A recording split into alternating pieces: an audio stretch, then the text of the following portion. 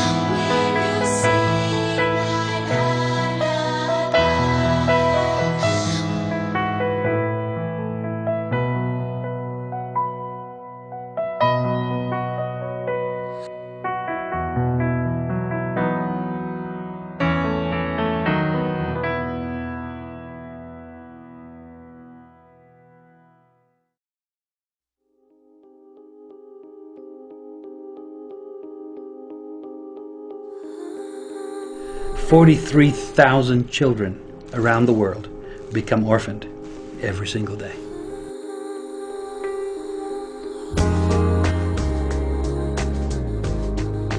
In Africa, there are 60 million orphaned and vulnerable children as a result of HIV/AIDS and conflict.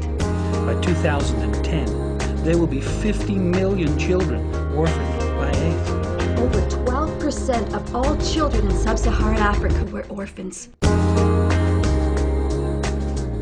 Over 200,000 children have been abducted and forced to serve as child soldiers.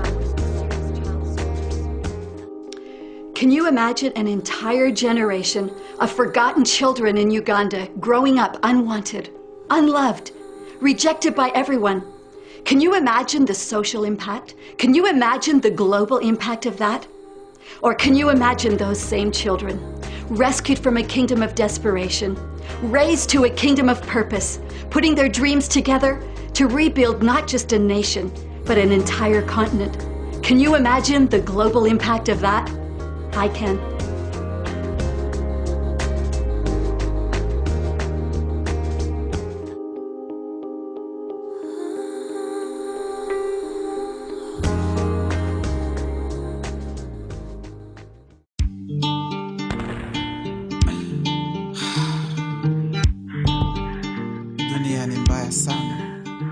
In 1983, Gary and Marilyn Skinner moved to Uganda to plant a local church in downtown Kampala.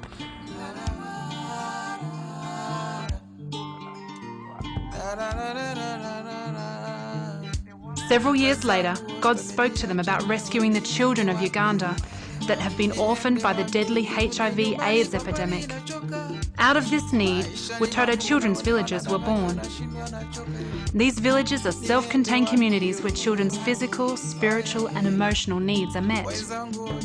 Each village consists of homes, schools, a medical clinic and a multi-purpose hall for church and community activities. Children are placed in a loving home with a mother and 8 siblings and have opportunity to attend the school where a quality education is provided. Every year, Watoto has many international volunteers who serve in these villages. Many teams choose to build while others serve in the medical clinic or in ministry areas. There is also a growing need to rescue and care for the abandoned and rejected children under the age of 2. Many babies are found on trash heaps, in rubbish bins and abandoned in hospitals.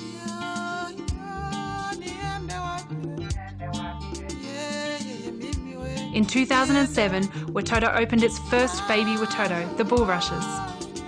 This beautiful facility, located in the heart of Kampala, provides babies with medical care, love and nurturing.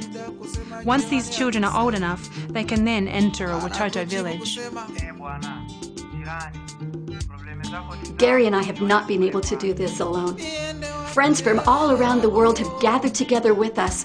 They have joined their hands, they have joined their hearts, they have joined their resources, and they've said, Gary and Marilyn, we want to help you rescue these precious children, raise them to be leaders, and in so doing, rebuild a nation. But AIDS isn't the only calamity that has devastated my country, the Pearl of Africa. For the past 20 years, a civil war has raged in northern Uganda, where Joseph Kony has led his troops on a spiritual crusade of murder and mutilation. Unimaginable atrocities have been inflicted upon an entire generation of innocent children, as more than 30,000 children as young as 8 have been abducted from their homes. They've been forced to serve as child soldiers. They have been brutalized and marginalized into becoming weapons of terror against their own communities, against their own families. The United Nations Undersecretary for Humanitarian Affairs has labeled this crisis in northern Uganda as the worst on the entire planet. I believe that this is a crisis that demands, that requires our most immediate and urgent response.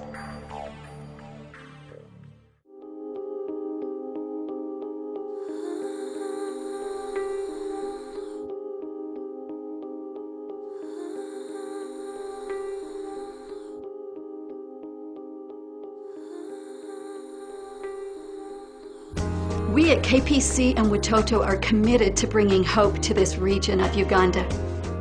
1 Peter 2:9 tells us that we are the ones chosen by God to be His instrument, to do His work, to speak up for Him. So we're going to go to Gulu, we're going to pick up the rubble of ruined little lives, and we're going to turn them into leaders. So friends, I'm calling you not just to a kingdom of conscience, but to a kingdom of compassion. Because I believe until there is compassion in the church, there can be no mission for the church.